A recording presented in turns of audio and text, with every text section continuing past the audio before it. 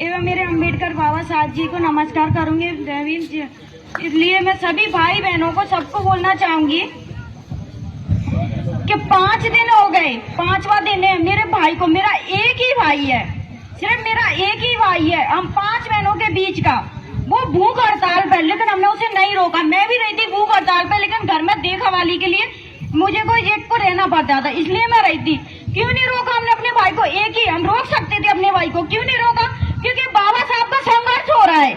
बाबा साहब का संघर्ष इसलिए हो रहा है क्योंकि हमारी जाति में, मोहल्ले में सब लोग, हम ठाकुर ब्राह्मण, हमको यहाँ तक कि हमारे घर तक को नोटिस भेज दिया कि अपना घर खाली कर दो।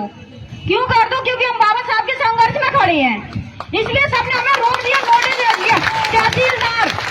तहसीलदार ने और भी लोग थे जो हम जानते नहीं है, हमारे भैया जानता है सब लोग, लेकिन हमने नोटिस नहीं लिया। लेने के बाद हमें पता ही नहीं, हमारे पास आता ही नहीं है।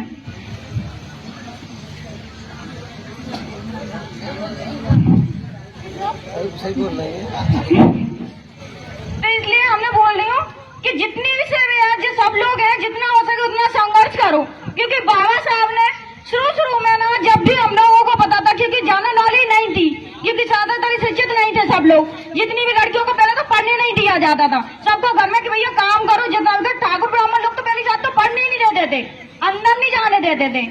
स्कूल में बाबा साहब ने भी पीछे पढ़ के बैठा है, पीछे बैठ के, स्कूल के पीछे बैठ के पढ़ा है, अंदर तो जाने नहीं देते थे। अगर वो सही सवाल कर देते तो टीचर उनका देखते नहीं थे, लोग उनको देख। यहाँ तक कि उनके साथ के जो पड़ोस थे, उनके मतलब साथ में पढ़ते थे, उनको भी नहीं देखने देते थे, क्योंकि उनका फाड़ दिया जाता था।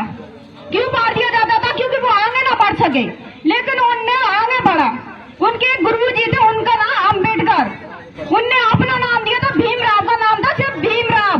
उनने अम्बेडकर अपना नाम दिया ताकि ये आगे बढ़ सके। उनने एक ही बात कही थी कि मैं आगे बढ़ूंगा। जितनी उनने मार खाई, जितना कुछ, उनको पानी तक नहीं पीने देते थे। कोई भी पानी, अगर वो पानी पीते थे उससे छीन लिया जाता था।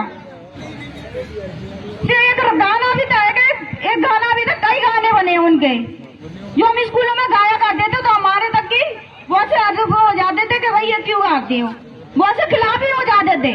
लेकिन हमारे पापा जी बोलते थे कि कभी पीछे नहीं उठना है, जितना उन्हें आगे बढ़ते जाओ, क्योंकि बाबा साहब ने हमें हाथ दिया है और आगे बढ़ते जाएंगे, कभी पीछे नहीं हटेंगे। बाबा साहब के जहाँ जाना होगा हम वहां जाके लड़ेंगे, और यहाँ पे बाबा साहब की मूर्ति रहेगी, हम हटने नहीं देंगे। कुछ भी यार दिन रात है मेरा भाई, 10 दिन हो रहे, 50 दिन हो रहे, कोई रहता रहेगा। कभी हमें मुझसे बोलेंगे नहीं कि भाई तो पीछे हट जा, जो हमारा एक ही भाई हो, लेकिन वो नहीं हटेगा।